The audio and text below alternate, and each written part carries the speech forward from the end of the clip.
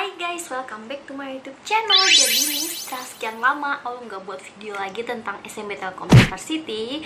Finally, kali ini aku akan membuat video-video yang akan membahas mengenai Telkom University lagi guys. Jadi buat kalian nih calon-calon mahasiswa Telkom University yang masih bingung mengenai SMB, kalian mungkin bisa nonton video awal yang ini dan video sebelumnya ya guys. Jadi di video kali ini aku bakalan ngebahas mengenai salah satu jalur SMB Telkom University, yaitu jalur ekstensi.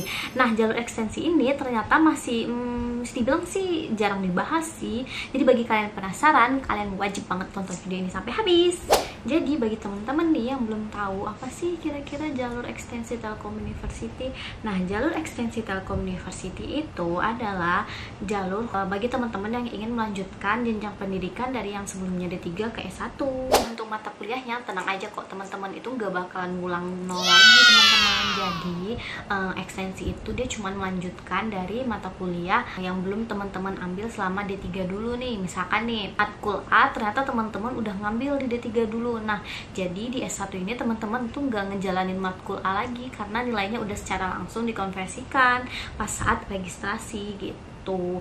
Nah, jadi teman-teman tuh cuman ngambil mata kuliah yang belum teman-teman ambil pas D3 dulu. Kalau untuk skripsi itu tuh sama aja sih kayak mahasiswa reguler lainnya, itu tuh dikerjakan nanti pas teman-teman semester akhir, dan ya sama aja sih kayak skripsi pada umumnya di mahasiswa reguler. Terus kalau misalkan nih ternyata teman-teman pas D3-nya dulu tuh tugas akhirnya ngerjain proyek, itu tuh bisa nggak sih dijadiin bahan skripsi? Konsultasi dulu ke dosen pembimbing teman-teman, apakah bisa TA-nya tersebut dijadikan skripsi dengan cara lebih dikembangkan lagi.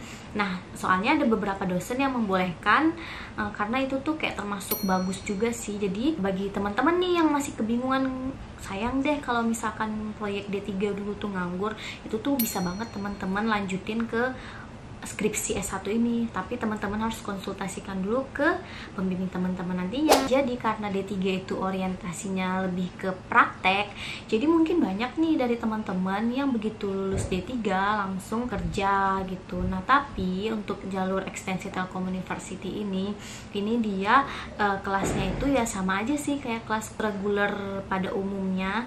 Jadi dia masuknya itu dari Senin sampai Jumat, dari pagi sampai sore gitu. Jadi nggak ada kelas khusus karyawan ataupun kelas khusus Sabtu atau Minggu ataupun kelas khusus malam. Jadi bagi teman-teman nih yang sekiranya udah punya kerjaan atau punya bisnis yang nggak bisa ditinggal, itu mungkin ya teman-teman harus cari solusi dulu supaya bisa lanjut S1 ya. Untuk jurusan-jurusan yang teman-teman bisa pilih, nah di jalur ekstensi Telkom University ini dia itu nggak terbuka untuk semua jurusan ya teman-teman, nggak sama kayak jalur-jalur yang lainnya.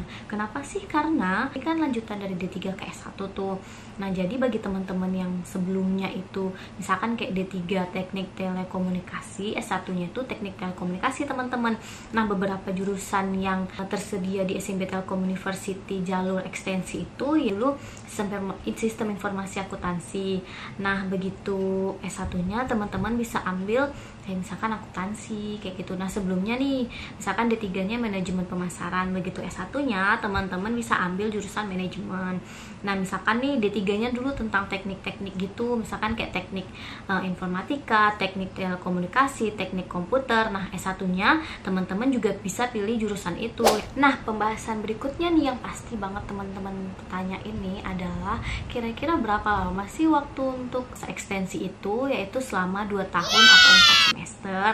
Nah, tenang aja teman-teman, karena di kampus-kampus lain itu tuh ada yang bahkan 2,5 tahun. Untuk persyaratannya itu terbagi menjadi 2, yaitu teman-teman tuh merupakan alumni Telkom University atau reguler ini khusus bagi teman-teman yang dulu D3-nya itu bukan dari Telkom University. Persyaratan yang pertama itu pastinya teman-teman harus melampirkan ijazah, atau bagi teman-teman nih yang belum punya ijazah, nah teman-teman tuh bisa loh untuk melampirkan SKL dengan nilai IPK minimal itu 3 ya teman-teman. Pada saat mendaftar nanti teman-teman itu harus memilih prodi yang linear dengan D3 teman-teman sebelumnya ya, yang seperti udah aku jelasin tadi. Persyaratan berikutnya yaitu teman-teman harus melampirkan surat rekomendasi rekomendasi online minimal dari 2 sumber.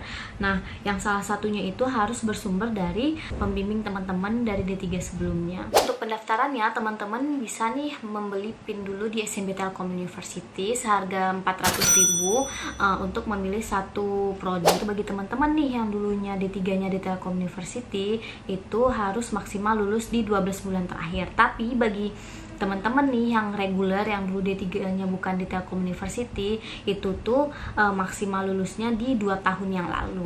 Nah, bagi teman-teman nih yang ternyata lulusan D3 Telkom University tapi ternyata udah lewat nih dari 12 bulan yang lalu. Nah, itu tuh teman-teman bisa kok tetap ngikutin jalur ekstensi Telkom University ini, tapi teman-teman itu jatuhnya jadi ke reguler. Jadi teman-teman ya harus ngikutin tes TPA sama tes TOEFL lagi. Nah, bagi teman-teman yang dulunya bukan dari D3 Telkom University, teman-teman itu harus melampirkan sertifikat TOEFL dengan nilai minimal 400 ya teman-teman. Bagi teman-teman yang dulunya D3 bukan di Telkom University, teman-teman tuh harus melampirkan sertifikat TPA dengan nilai minimal sekitar 450 teman-teman. Nah, terus bagi teman-teman nih yang kira-kira belum ada sertifikat TPA ataupun TOEFL, teman-teman itu bisa mengikuti sertifikat TPA atau TOEFL kayak di Bappenas gitu. Pas saat pendaftaran nanti, teman-teman itu akan diminta untuk mengisi form ekuivalensi ya teman-teman. Nah, form itu tuh bertujuan untuk melihat nih mata kuliah apa-apa aja yang teman-teman udah ambil di D3 yang lalu, dan mata kuliah apa-apa aja nih yang kiranya di S1 ini teman-teman belum ngambil dan harus ngambil. Nah, sekian dulu video mengenai SMB Telkom kali ini. Semoga kita semua itu dapat berkumpul di Telkom University. Nah, bagi teman-teman nih yang kira-kira masih bingung atau masih pengen ada yang ditanyain, nah kalian tuh bisa tulis pertanyaan-pertanyaan kalian di kolom komentar.